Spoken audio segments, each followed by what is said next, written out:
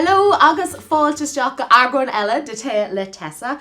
Tá I Harvest Special de Osmachóran Seanú an bailach ar fad as blá clia. Uachtarán Chonradh Le Gaeilge, Paula Melvin. Ragus. Paula, míle fáilteteach. Ní bhain go dtí an podchraoladh ach an conde is far sa tír. Well, dar nóid mé déanamh iireachta cuairteoirtar méid is mó craobhacha de Chonartha na Gaeilge is go féidirm I lim raibh se Uachtaránachta agus tá sé anspéisiúlte bheith Muineachán dar nóid. Tá craobh ag Chonartha na Gaeilge ó 8 nó go 8 an seo agus dar nóid tá Muineachán Le Gaeilge agus tá méid sin ibre ar siúil sa chundé agus tá ag tuairt cuairtear anna chuid craobhacha agus is ábhar mór bragcha dom a méid atá siúil a héamh na Gaeilge de sa chundé. Dar nóid tuirthaí an déan ormh. Taobh muid in na chundé gohfuil gaeltoch untu go fáil, tá méid is má caintóirí Gaeilge go léithúil an seo sa chundé. Tá méid sin ar siúil, agus ní bháin gur mé seo chun taciú leis an craobh agus leabhar de muinte na háta. Ach ag fécinn chun tosaigh, sa bhreisir méid a tharla go dtí seo tá ceir bhunscoil an Gaeilge an tá Gaelchláiste le clú agus cáilarthaí ach bhfuil si ag fécinn chun tosaigh chun cultúr le bhaintach an counter chun líonar Gaeilge a bhuniu agus neart rudí eile agus ufa gach Gaeilge lá aimseir sa cóirla chundé. So tá mé seo th céim chunar na Gaeilge chun taciú le muintear Muineachán agus si bh buint rudí ómhór amach agus ábhar mór sppracha dom hen go persanta an méid ibritar siúil an seo náir. Tá sé dochreise agus rud a bhfuil meise chobródúil faoi na tá seachtainna Gaeilge ar na bachan agin agus duine ónhaile ó chun Muineachán Céilí Trapmór ambassador ar seachtainna Gaeilge in léana agus tá sin Harvest Special de dúsa leis an ecail chalínóg as móháil chéan. Ach is dói seachtainna Gaeilge agus é sin ar na bachan agin. Cé stoi an sprachatá agat hían de seachtainna Gaeilge im léana agus an físetá agatsa? Well, tá muid a géirí a bheith tá muid a géirí deis na chóirt don méid is mó daoine is gur féidirlinn agus a bheith cinál cursaí ilcanálaachta béimachar ar sin im lína. So ag seola seachtain na Gaeilge im lína bhí Céilí Trapmór, bhí Gráinne Seoige agus bhí Andrew Puir sin an tror atá againn agus sin go sé antábhacht bhfuil duine an Gaeltach duine an Muineachán áit na bhfuil an fear a fiochan ar siúil agus an sin tá Andrew Puir ó Hipperdoran so tá irisúir tá láthróir agus tá Céilí Trapmór tá go mór na man hóisiilte réimse agsúla ísne is eile so onas go féidirlinn bheith unideacht ar an tír a lug agus tá scéil an spéisiú le Céilí a héin sin gur sé an sppragu bheith éisteach le hí grastal si ar bunscoil nach raibh an Gaelscoil agus sin bharsigh si I héin dul agus freastal ar Gaelchláiste an seo Muineachán. So tá scéil Céilí an spéisiúlta sé an spéisiúil éisteach le Andrew an Jacaigh agus a fór Idachas ar an trí level trí bhena Gaeilge agus freisin Gráinne Seoige caintear gúcas ach bhí sé an spéisiúil sa bhreisir éisteach le san ag seola seachtain Gaeilge bhí unidithe ó cruúirí éagsúil ann bhí duine ann ón agriocht den syndrome na hairan is gapart sa mid géirí cinál deis na curfáil don phobal. Mar sílam go bhfuil anna chuid anolachas an bhuiin sin ó ní féidir le Gaeilge staríon mar an Gaeilge má tá X nó Y nó go bé rud ort. Tá muine tá nar 5 minutes sa tír ó héamh na Gaeilge de ceantas na 5 minutes mó atá ó jaas na lína níine atá gáil dúlúna ó elam na Gaeilge agus a dtíine ra ó tá dyslexia nó go bé rud orm san ní féidir staríon bar an Gaeilge. Tá muine géirí go meic an orteis bunathe ar an fráma tag don Europe sa mata 5 orthe go le scríb nó leibh te glas cinál dul don bhéiltrin agus don clút tuiscint. So tá muid a chur anna chud béimar ar an éagsúlacht im lína agus mu Muineachán ní bháin ghfuil an bastar seachtain na Gaeilge gin ó chundé seo chahirirlach seachtain na Gaeilge crothir McLaughlin is as Muineachán dó hain. Tá muid le feicáil achanad achan eile ad. Ach is tosa an ban is óige a thógu mar Uachtarán ar an chunrú. Agus is dói gur achrú omláin sin ar an cinneal dearcú a bheith cudhór daoine ar an teanga agus an Gaeilge agus an cinneal áit na bhfuil an Gaeilge san tír ar chuir sé intas ar chéine tosa eáil I mun an chunrú agus mar Uachtarán ar an chunrú. Sin daoine taobh muid an agriocht orintanta cáil an tútar na chatfuil is mis atá. Well, actually, bhí sé an spéisial éisteach le Gráinne Seoige ag seola seachtain Gaeilge mar bhí siise ag rá nar a bhuniaidir TG cethir siar ihe hen an ocan sé ceantas na céad rairc na go bhacar a daoine ar an telefís ná Gráinne Seoige a bhí fithe héin agus ban óg a bhí taobh le agus bhí na sciirtí gair arthú agus dúirtíad gur réibhróid cultúir don teanga a bhí an sin. Sinna bhfuil TG cethir éis Íomhán na Gaeilge ahrú agus líon in Gaelscoil sinna bhfuil an Íomhá ahrú, but tá níos mána duine bháin sa Chonradh. Like the breis agus trucha duine fustí Tá beag na gacéid craobh again ó Hamburg go Hong Kong ó Connemara go Canada. Tá fiachtas siúlainn chun gweilláiste bhaint amach maileach lé dó cair sé 8 mil agus in Melbourne na Austrráile. So sin bhfuil ní bhfuil 5 ag Íomhán na Gaeilge. So darnóí tá mar Uachtarán ar an gunnar ar feadh gábhlín an tánaiste atá an agriocht Michael Donnelly, ban ó Huron, ban óg eile. Bhí macaí le gábhlín ó hin Dearcán a bheith tufa mar Uachtarán agus tánaiste, bhí iní na gumsa sé bhí ó hin. But so tá birtbán óg eile mar Uachtarán agus tánaiste, but sílim go sé spéisiúil mar ní dólam go bhís dumsa. An bhfuil agriocht eile ar an Ileán seo go bhfuil Uachtarán agus las Uachtarán gur bhfuil birtbán óg mar Uachtarán agus las Uachtarán agus raibh páistí acu burt linn tréimh se céine. Nádar ar thorla sé sin, but sin gur léironn sé cé go oscailte agus nu I'm sure sa tá an chunar, but níl mé gurí go mucht daoine ceapa nach bhfuil ach mrá ógus a chunar. Tá spás a chunar do chuile gine, do gcuoine óga, daoine éiste, daoine an ghiltucht, daoine an ngáiltucht, daoine ó thiortha eile, tá chunar na Gaeilge tá muid kilóir cé tro go bliana ar an bhód, Tá sé antábhacht chun fós ag bunú tógraí nua cosúla 100 míle fáilte chun taú leis darna mar sódún tá anna chu daoine nua tar teach sa tír, a tá sé an tábhacht go an Muine ag ahrú agus ag tuirseirbhín do fphobal agus ag taú le daoine ó Muineachán ó Syria agus tíortha eile an Gaeilge elam so 100 míle fáilte. Tá Seán ó Mercú ó Muineachán an seo mé héna Seán inar hedathe le daoine ag buúla le daoine atá tréis Gaeilge elam le takeíocht seo chunar na Gaeilge agus roiin na Gaeltachta. So sure, Íomhán na Gaeilge faoi láthair céir spríle Íomhán na Gaeilge féidir nícap, féidir Colin Ciún, cad is Íomhán na Gaeilge ag tar náirt réim se agsúla tá anna agsúlacht idir mé héin agus nícap agus. So míon tosa a gáil thar lár ag tuairt cuairtena ar na craobhacha nó cían dó é brianta sin? Well, mátá an fiachtas in Melbourne ag Erie go rocking hell. Be mis mar PL. Absolutely. Tá fórhór na craobhacha in Éireann. And níor smaoiníonn tú faoi gábhlín ó hin ar taobh mé mar Uachtarán den céadúir. Bhí mar díreach taobh mé ar an fiche rud éigean thart ar an fihéanú ó fréicú go fiara. Fiche dó. So bhí an tír díreach a goscailt. Like seachtain taréis don ordeis ina taobh mé buinú na máscara agus canna doscail an tír in dhéag COVID. An príomhrudí éanaan na craobhatá ag an chunar ná deisna lehra a hort an fphobal. Níor daoine an bailí le chéile, bhí rudí ar Zoom, bu ní óna né agus curcail córa cosú leis an ceanna bhí aghain ar madan an seo Muineachán. So bhí COVID go dúnar fád, but bhí sé an uafásach dus na craobhacha, so dúirt mé nar taobh mé mé chun príoreacht a hort dus na craobhacha agus buúla leis na craobhacha agus takeíocht a hort dom agus dulthart agus buúla le. Tá fór na craobhacha in Éireann, so nar dúirt mé tá mé gurí cuairte hort ar méid is mó craobhacha in Éireann. Ar na mhuiileh ag ar a fiche dó, fór mé cuiire chun dul chun na broséile chun or craobh nu as a broséile a cheola in ambasád na Éireann chun na broséile. So sean spraigúil mar ócad, gus an rud spéisiúla ná ar an cuiste, ní lech duine bháin ag plé leis an astracán. An néonar eile tá siad ag obair le ambasád na seapána chun na broséile, nó tá siad ag obair de aileach agus rudí agsúla. Tí mis go mé an Eiritin Gilgrain mhuiin sin marall a scrúisiad in na náisiúirí. Tá, but ní hín na daine a bhunig an craobh.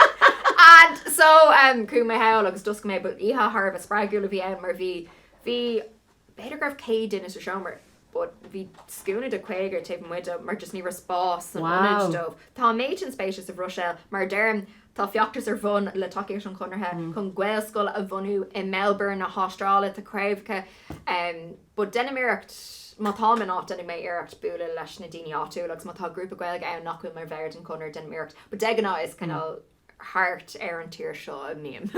So tú tosa iad Uachtarán le bhbliana nuas. Cé an rud, cé buach foiinte an tréimhse sin nó cé an rud is mó a thug ardú chraoideit ó méid bhí buinte amachagad. In áir ag dul hart ar na craobhacha, like rudí cosúla ar mad an hadaimén seo agus ag éisteach libse agus buúla le patréinar tá mar caihirirlach ar an cuiste Gaeilge atá ag an cóla chundé grá. Ní bháin ghfuil míle rud bunta amach ó 9 8 nó go thunar buíoch an céad craobh ach sin na plana. Be ghfuil tá is a gom nar film ar an áiteo amach an seo, go méid cultúin an seo. So ag buúla leis na craobhacha, but ghlach deis chun an chunar Kirkin Céin agus an Gaeilge Kirkin Céin. Tá mar céile déanamh mástruachta in Harvard go príomh ar lína ach tá ar dul heil chun na stát aontaithe. So beag sé dul trasta i mí fearra. So it's like, oh, so beggar an crook a heart ar Harvard ar feag lá. just Kermit Reefus quick Ryan na Gaeilge in Harvard a grab.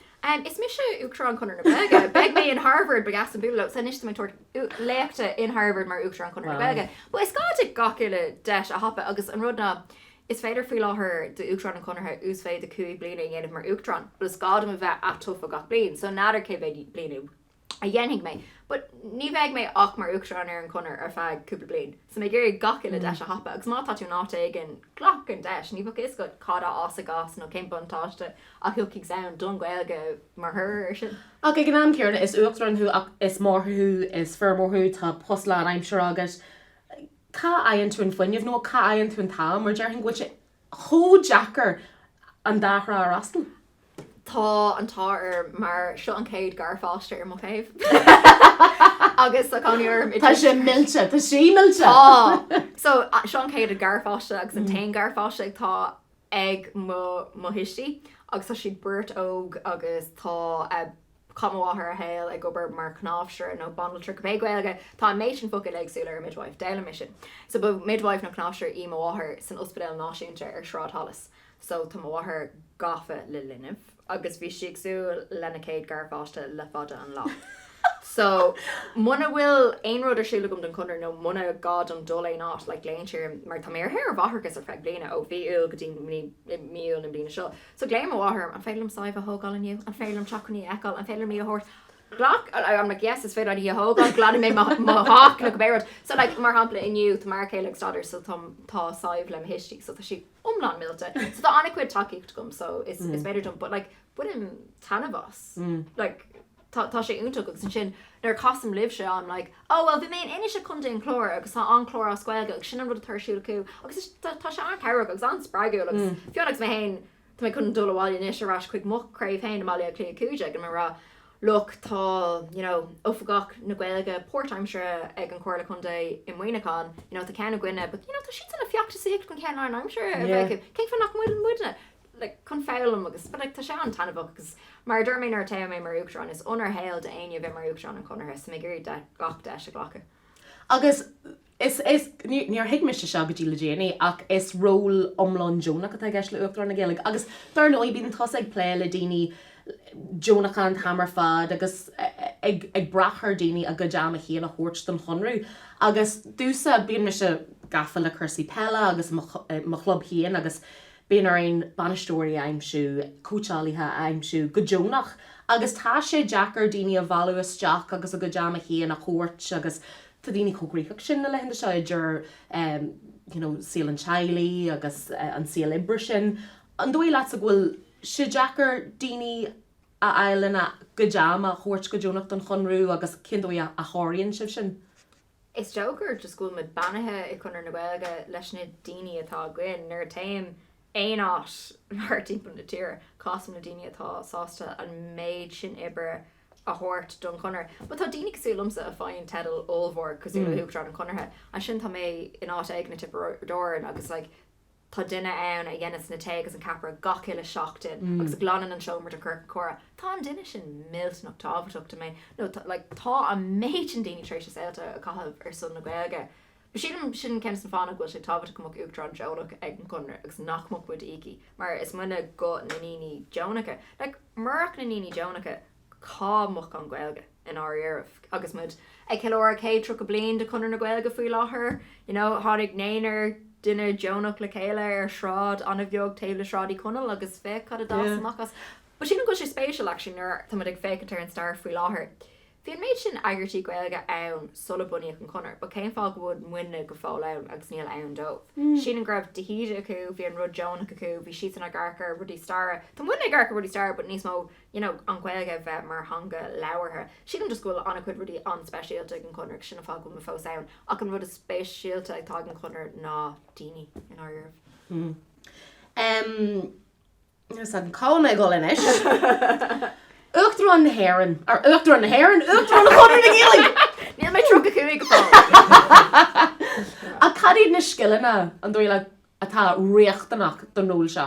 Scileanna éidir farsanta, mar is gáte de feic pleile anna chuid daoine agsúla agus tá gachtain is a chunar aontathe ar an Gaeilge, but orintanta ní bhíon muid aontathe faoin bailach is fearr le rudí áirithe a bhaint amach. Is gáte bheith an agrathe an áireamh mar So is banir sin se méile mission Fulbright na Herin sin postá gom.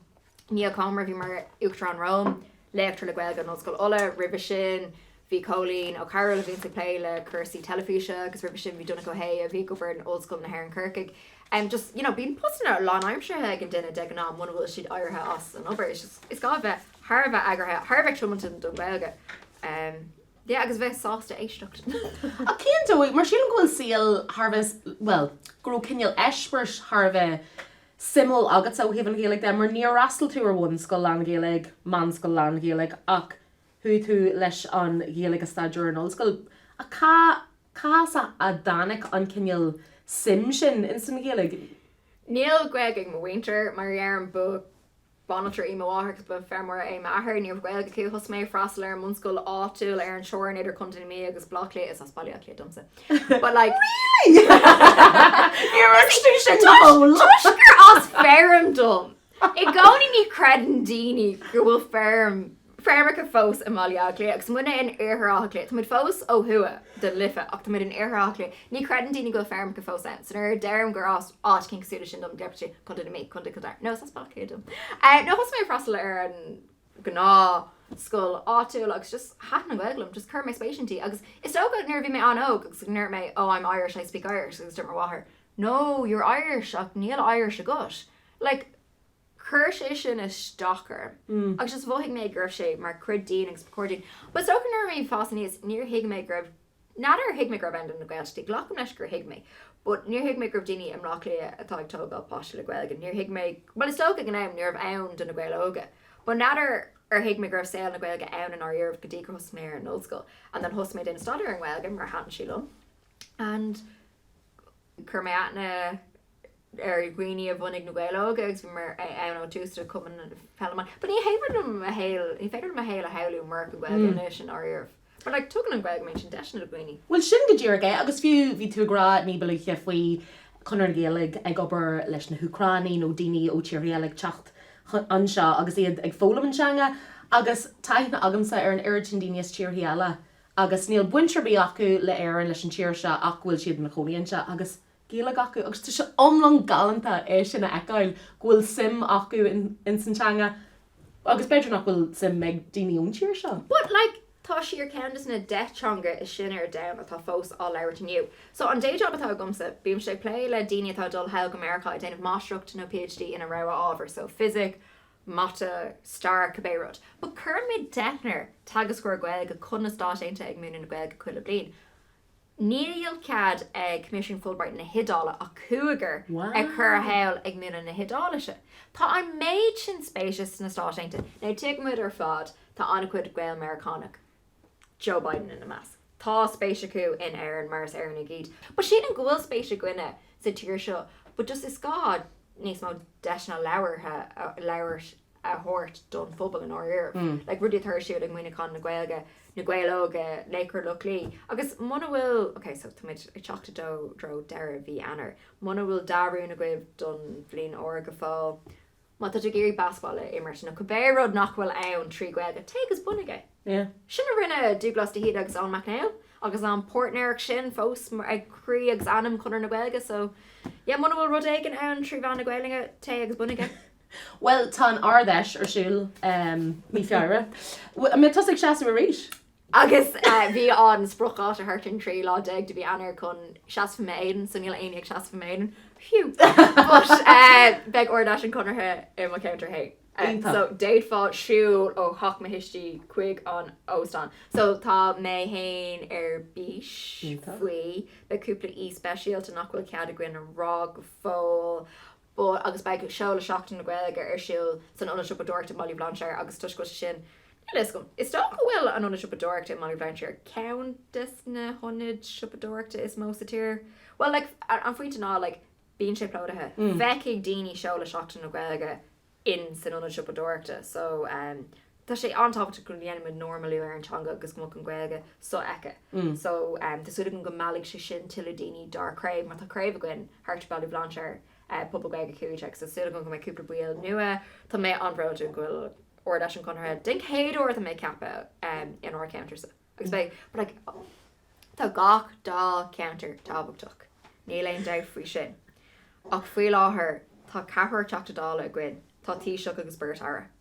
So tá sé antábhachtach sílim dúna tá dúgus cinál urne I mthorm an ordáil counter cinál chunker immert Leo Radker Jack Chambers Roger Gorman agus Paul Donnelly go más so sure tá sib se ionach má sílim ag stochrocht ag leir leis na polytóirí sa counter seo so agus cadéad na mór ceisna nó na well is tógan na mór ceisna bheith agah se gur bhhaileh go mé na teachtaídá ag pléilú. Well, is stocha yes, an rud is práni is stocha tá méle rud pránach, but like tá sé scanlach lína níní. Dé for parky cuiomh lína leis lína báistí for dílúna an bhilge an éire agus tá sé ag dul bhéid. Ba chóir dún arca hidirnáisiúnta an choras teag agus mátá dacr fellm heag páisteach ní fér lo scríb nó cbérod, te lo dul an ghilge Dearc ag leirt. Is gáún dulling lech le 5 na nílúntí. Nílach ook fan géad de fáisi ó jas a dhéanaan freistal ar scoil an ghilge. Now, deir na pobalre gomach ar leid fe car fan géad do tiismór a géirí a báistí cur go gweascáil demo camps counter. Now, bacór gomach a wad níos mó na fe car fan géad de scoil le in gweascomna. But bhug sé sin mar hús faointe nó fiú an fithe fan géad mar hús faointe anna bha. Tiis an lína níine atá déana stadar ar an ghilge ag an darna level tá sin níos massa agus a thuú tá sin níos massa frás. So tá prála til a gweascomna. Tá strátéis cinna cuimseach policy cuimseachtaí do flanáil tuíoch sa ghailteacht. Blach sé cúpla bliain ar mhéin agus mar chéile ceapnála all is craoltóir formar é faoi ar an ire. So tá cinál taithí an farsta go mar náid, but sé andachar do winter na ghailteacht ceapnála all chun té thógáil ar hall féin. So muna féidir le muintir na ghailteacht té thógáil ina counter hain. No muna bhfuil sin ná tuthe ceannach agus muna bhfuil tuthe cinna hóisialta ar fás na ghailteachtaí ní bheith gan do ghailteacht amach seo. An dearfach a gcuin leis an ara Dara O'Brien. But tá garla gníomhanis is gá na multi rinnemer a curvhaim. So tíag squailteach cursaí agus ó thua faoi ar tá chuil go gcuin an áir bush na commissioner sin rud is mó I mthorm is gá gomach commissioner changa ceappa ó thua agus mé garc urbse agus ag smíanamh séir na planna bhí agus na crunethe bhí gcuin na Dara O'Brien tá sé mar ara don rialtas áitiúil le freisin ó jas Bug sé go sé ionach gohfuil cuiiste na ghilge sa chorla an seo in Muineachán agus a cean mo counter hain I fingáil in Mbaile léir, but bacóir go mo cuiiste na ghilge I ngach le chorla agus bacóir go if gach láimsrethe ghilge I plé leis an ghilge ó bháin. Tá méid an rudí ag sure má hágan tú chuig or leis an Chonartha arcaigh tú ar na príomhachtaí. Ba sé an rud ní féidirlumm sa rá lá a cadí na príomhachtaí dom Chonartha don bblin seo. Scríban winne agus tágamid leis an plán, scrítear an plán nóir an deis. Pléitir na rún agus an rún a airíonn lo. Béan an chlór ibre dumlí. Na daoine Jonacha tágann siad ó na craobhacha. Har a bheith déanlachach nach bhfuil? Oh, is fiúna an déanlachas. Tá mé mag. Well, tá obair go fóla déanú sin an cineal an sprec anyway. Agus picture go Joe. Well, marketeer. Ner like bhunig ón MacNeil agus dúglas na héidir chunar na ghilge. Níor bhach cúpla duine greibh scríb agus léib na ghilge. Anis féic ar an ghilge ar na man hóisialta is gacrad. Like tá méid sin dul an cín déinte a gcuin ó sin. Agus in áirbh like tá spruch an a dachar gcuin an áirbh ná an ghilge afré bhú mar phríomhthanga láithir na tíre. Like tá spruch ómhór ó sa chóir, but beidir go sin fáil go fá sé. Bhí mar arcantóir na hambassadóí atá agin de Uachtarán Le Gaeilge tá cilí trap agin Chonradh. A nuirí bhí Aidan Fitzmaurice tá go mór na man hóisialta. Ribh sin bhí sían ó súlaháin a bhí go mór le nó Kerry Caibai mar faráid na ar na man hóisialta. No, tá fáib gom le siú though. Bhí mis ar nó countess na ghilge na fermóirí le ghilge agus scub sí sinú. But is éhí lumsa gur fermórthú. So actually mar airmór cían cinneal cuma atá ar de lá. Well, in our like maher sin an airmór agus is tréile ar é McGrath. Oh. See, is trailer lá I'm sure McGrath but the Kate Boga. So yeah, so just carry him now in our Martha post line I'm sure. It's leis an cunner. In our the cunner na ghilge is scubba ma fairmórachta now caught me ad. Nice. Okay. But now Neil ma iníach sé bhí díis, but for she John Deere now brag on. John Deere. Like John Deere old like I'd say go she like posher tá cúpla bliain sin an AI, but like you know so like she go on sausage. Coleo sashi name shoe Kerfer Cunnebury. Well, sulla great ní mud. Tá muid chun quick fire round the end of that. So go bí rud a hagan sa steach the chlágan just aber macha. Okay? Dig tú. A bhfuil mé tripload hana. Okay, well si bra simply in Warlian. An chéad cin an rud is far faoi a bheith the air mór. Ooh, na Beithígh. Na Beithígh? It's bra na Beithígh. An rud is massively. Cursia. Well, actually, tá sé don seir go bhéir an scéil beaga inchint. Strike lad. Tá sé go bra, but bhí maithair I timpiste fermór na Mhuineamh, so tá láat den clús cinál cail sé, tá sé chur arás, but tá sé an don seir má fus. Like, tá sé Harbheith don seir mar first. So má tá ein airmór a géiste le seo. Just glacigí go mbaile agus like cuimhníigí go bhfuil gachrod an airm don seir mar tá. Sin cinál tebi. Okay, an óran nó an óraní is far leat I láthar na huaire. Oh god, me chun ní capar An céad rud a dhéanaan tú nar chúisian tú. Arkham an bhfuil sáibh fós in a dú seo. Cúpla le nóméid a gom. Í kosher dhéanaar nó dinner party guest cé bhéh agad. Oh god, níl is gom. Cé bhrá an búla le. Féidir teachtar rá go sin. Is féidir, Rocky was rá go sin. An go-to nar tá dinner le holbhú agad. And go to is random steak. Yeah. Da mé superpower agad. Cin superpower a bheith agad. Ní bhgurm tmán agus mé ag tuairt cuairtear craobh go bhaint sin just dull. Tá mise géirí sin Ar go mai. Yeah. Sin níos fusa. Yeah, smiling the swing too. An áit is mó bhfuil a cuairt a thuirtear. Ooh. Well, tá craobh cuin I Hong Kong agus is gá é a F1 so better Hong Kong. Wow. What did you could you repay? Tá mé omlán leat. Agus an canhaint is sexy ail se in éan. Well, is a sligocht am ar céile, but ultim an tanamatar, so is gádum gweg ola rá beidir. Na big flirt I love. Paula, well actually blin ní grálig an blin ní grádí. Níor cos mé léhí go fáil ach bhí si mar léadúir ag an Chonradh sola fórsí fuin si cálamach ar son na Palestine le déine, so bhráil an búla léhí agus mata sé arcar seo don mo spéisci bheith mar hUachtarán Le Gaeilge nó aon rud tar tag. Smile sin. Well Paula bhí sé mar frivolage agus an am seo chahabh leat agus tású agam go mé muidir casú rísle na chéile rih bhád ach ag ordeis chuir na Gaeilge ag ceanúpla seo go ddíracha ach gur chéad míle maigh go sé galanta agus bimidirráis a ríis an bhí se hagging ach tí sin slán.